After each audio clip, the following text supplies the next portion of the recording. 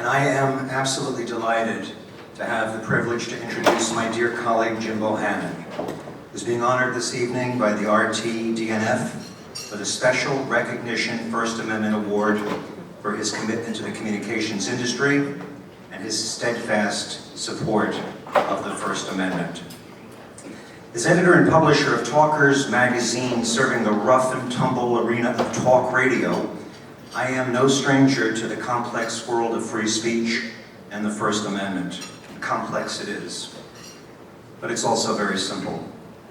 In a segment of broadcasting marked by the expression of political passions from both the left and the right, with target audiences described metaphorically as choirs, I've learned the most effective way to truly be of value to the population is to adopt support of the First Amendment as our primary and exclusive political mission.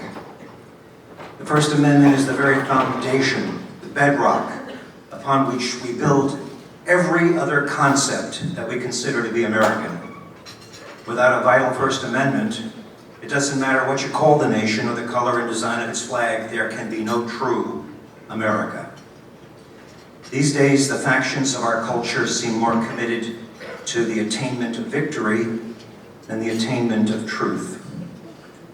In a commercial media marked by niches and extremes, Jim Bohannon, a self-described militant moderate, stands tall and strong as a seeker of truth. In a field in which it is in vogue to remain resolute even in the face of new information, changing one's mind in accordance with the discovery of facts is considered a weakness, Jim Bohannon has proven that moderation in search of the truth can be entertaining, exciting, informative, and most importantly, commercially viable. And that is indeed a gift to our industry. It's a gift to the First Amendment, and it is for the good of our country. Jim is an elite broadcaster with a stellar career that goes back more than 5 decades. He's worked in a very, very prestigious position in talk radio for Mutual Broadcasting, for Westwood One, and for Dial Global's radio network without changing his job. And now, let us watch a special video prepared for this occasion in which we honor Jim Bohannon. Don't look now, but you are in the middle of a Jim Bohannon double play. The Gateway Arch of St. Louis, now talk. WEIM News on the Hour. This late-breaking news story is brought to you by Admiral Shoe Corporation. This is Jim Bohannon, GAYQMR News. 609 at WTOP. It is our 55th birthday at WRC Radio. WRC Sports Time is 12:41, and hello, Muhammad Ali. Our WCFL Sport Time is 7:18. Stand back, Chicago. We feel the newscast coming on. Jim Bohannon of WCFL News, one of the top newscasters in this country. Sitting in for Larry tonight, Mutual's Jim Bohannon. That's correct. We are sailing right through the week. I'm Jim Bohannon on the offbeat. Jim Bohannon on the Mutual Broadcasting System. I'm Jim Bohannon. This is Westwood. Good morning. I'm Jim Bohannon, and this is America in the Morning from the Dial Global Radio Network. Good morning. Live from Governor's Island in New York Harbor, I'm Jim Bohannon, Mutual News, and this is America in the Morning. It's Wednesday, July 24th of 1985. Jim Bohannon on this Monday, February 3rd, 2003. We'll try to put the shuttle disaster in some perspective. Well, here we are. It's the Jim Bohannon Show. Gary Sinise is with us. Good evening. Thank you very much. Dr. William Henry Cosby Jr. Hey. Sugar Ray Leonard is our guest. The former Defense Secretary Donald Rumsfeld. Good to have you with us, Mr. Secretary. Thank you so much. I'm pleased to be here. Good evening, Larry King. How are you? Good evening, James. How goes the fort? Hey, Jim, if it weren't for you, I never would have gotten any time off. Congratulations, Jim. You're the best. This is Charles Osgood. The First Amendment Award is given to those whose work is by its spirit driven. So sound the trumpet, fire the cannon, and add the name of Jim Bohannon.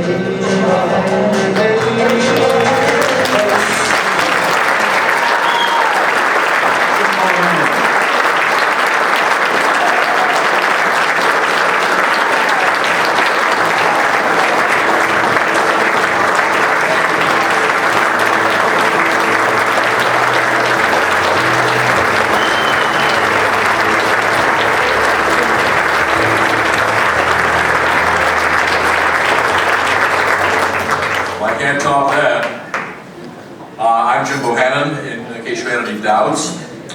And even on the radio, Mark, this space is indeed marginal. Good evening. I'm very honored by this award, not just because I'm the second radio person in 25 years, Harvey Nagler of CBS being the other one.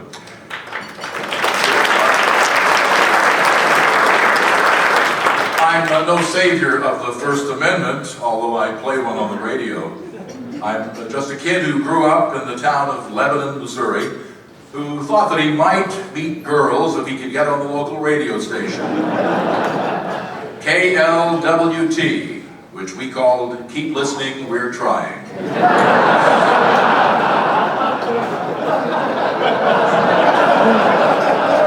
My only real claim to fame, actually, and I cherish this proudly, came courtesy of this button that some of you may have seen me wearing tonight. The button says Pickle Power, and many of you have wondered about that. I do a lot of feature reporting, and I get a lot of press kits, but few to equal what the Pickle Packers International sent me back in the 70s. It was jam-packed with facts, statistics, even 8x10 glossies, which presumably I was to hold up to the microphone, all extolling the merits of National Pickle Week. And it hit me that if pickles deserve a whole week, then surely something as important as freedom of information deserves at least a day. I suggested this at the National Convention of the Society of Professional Journalists in 1979 in New York City, and added that it should be observed each March 16th, the birthday of James Madison, the father of the Constitution. Starting in 1980, FOI Day has been observed on that date. Governors and mayors issue proclamations, and we talk about FOI among ourselves, and mostly consider the job done. It isn't. I recently compiled a list of 9 separate polls indicating public ignorance of and apathy about freedom of information. They include a First Amendment Center finding that 49% of the public, a plurality, believe the First Amendment gives us too much freedom, and 35% the media have too much freedom. I wear 2 hats at the Dial Global Radio Networks. I host the nightly Jim Bohannon talk show, and I anchor the news magazine America in the Morning. I do talk, and I do news. I understand the differences, and I know that as news people, we are the dispassionate dispensers of daily events, and that's as it should be. And I'll be the first to admit that some of my talk colleagues do carry this passion thing a bit far. Or as I like to tell them, you're not supposed to freebase the Prozac. However, some passion regarding the First Amendment is in order, and not just here, and not just through the RTDNA and RTDNF, who do passionately push for the First Amendment, but who cannot do everything. While I agree with just about all that I've heard tonight, and expect to agree with most of the rest, I would remind you of 6 little words. We don't need to hear this. We know. It's the public which needs to hear this and understand this. Now, it would be unseemly, even unprofessional, to engage in passionate advocacy if you agree with those who really do believe that the First Amendment is just a perk for a special interest group, us. But if you believe, as do I, that the First Amendment is for everyone, we've just been granted the temporary privilege of making a living using it, then there's nothing wrong with reaching out to people. If only we knew how. Well, that's right, we do. We in this room, who possess the bulliest of pulpits on the planet, we know how, and we should be, passionately, shamelessly, promoting the benefits of the First Amendment, however we can.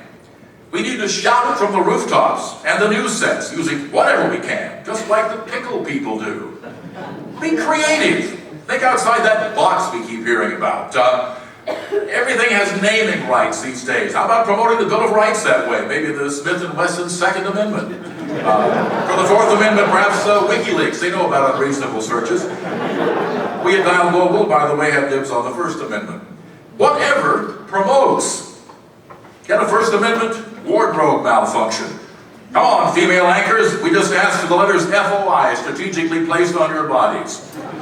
Promote cap and talk, buying and selling credits to speak up or shut up. Get a groundhog. Call him First Amendment Phil. If he sees his shadow, it means 6 more weeks of bad access. Whatever. But please, promote, and do so without being so damn hung up on decorum.